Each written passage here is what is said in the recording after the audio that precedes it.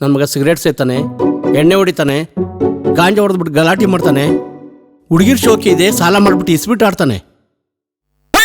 ಆದರೆ ನಾನು ತಲೆ ತಗ್ಸೋ ಅಂತ ಕೆಲಸ ಯಾವತ್ತೂ ಮಾಡಿಲ್ಲ ಸರ್. ತಲೆ ತಗ್ಸೋ ಕೆಲಸ ಇದಕ್ಕಿಂತ ಇನ್ನೇನು ಮಾಡಬೇಕು? ನಾನು ಹೇಳಿದ್ದೆಲ್ಲ ನೆನಪಿದೆ ತಾನೆ? ಯಾರಾದ್ರೂ ಈರುಳ್ಳಿ, ಬೇಳೆ, ಬೆಲ್ಲ, ಟೊಮೊಟೊ ಅಂತ ಕೇಳ್ಕೊಂಡ್ ಬಂದ್ರೆ ಏನ್ ಹೇಳ್ಬೇಕು? ಅಮ್ಮ ಇಲ್ಲ ಆಂಟಿ, ಆಮೇಲೆ ಬನ್ನಿ, ನಮಗೆ ಗೊತ್ತಾಗಲ್ಲ. ತಗೊಳ್ಳಿ. ನಾನು ಪೇಟೆಗೆ ಹೋಗಿ ವಾಪಸ್ ಬರೋವರೆಗೂ ಈ ದುಡ್ಡು ಹಂಗೆ ಇಟ್ಕೊಂಡಿರ್ಬೇಕು. ಚಿಪ್ಸ್ ತಗೊಂಡ್ಲಾ ಇಲ್ಲ ಮ್ಯಾಗಿ ಮಾಡ್ಕೊಂಡು ತಿನ್ಲಾ? ಚೈತ್ರ, ಇವಾಗ ನೀ ನನ್ಗೆ 10 ರೂಪಾಯಿ ಕೊಟ್ರೆ ಸಾಯಂಕಾಲ ನಿಂಗೆ 20 ರೂಪಾಯಿ ಮಾಡ್ಕೊಡ್ತೀನಿ. 20 ರೂಪಾಯಿ ಕೊಡ್ತೀಯಾ? ಹೆಂಗೆ?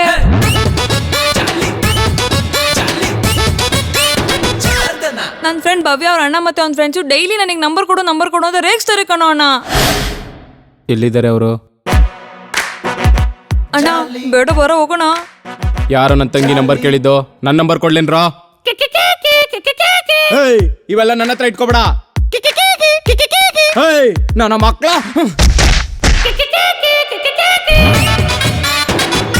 ಇವಾಗ ತುಂಬಾ ಜನ ಕುಡಿದು ಟೈಟ್ ಆದಾಗ ಮನೆಗೆ ಹೋಗಲ್ಲ, ಅವರೆಲ್ಲ ಎಲ್ಲಿ ಮಲಗ್ತಾರೆ ಸರ್? ನಮಗೆ ಅಂತ ಸುಮಾರು ಜಾಗಗಳಿದೆ ಬಿಡಿ.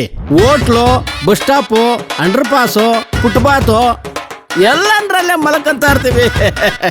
ಮೊನ್ನೆ ನಮ್ಮ ಸ್ನೇಹಿತ ರೈಲ್ವೆ ಟ್ರ್ಯಾಕ್ ಮೇಲೆ ಮಲ್ಕೊಂಡ್ಬಿಟ್ಟಿದ್ದ.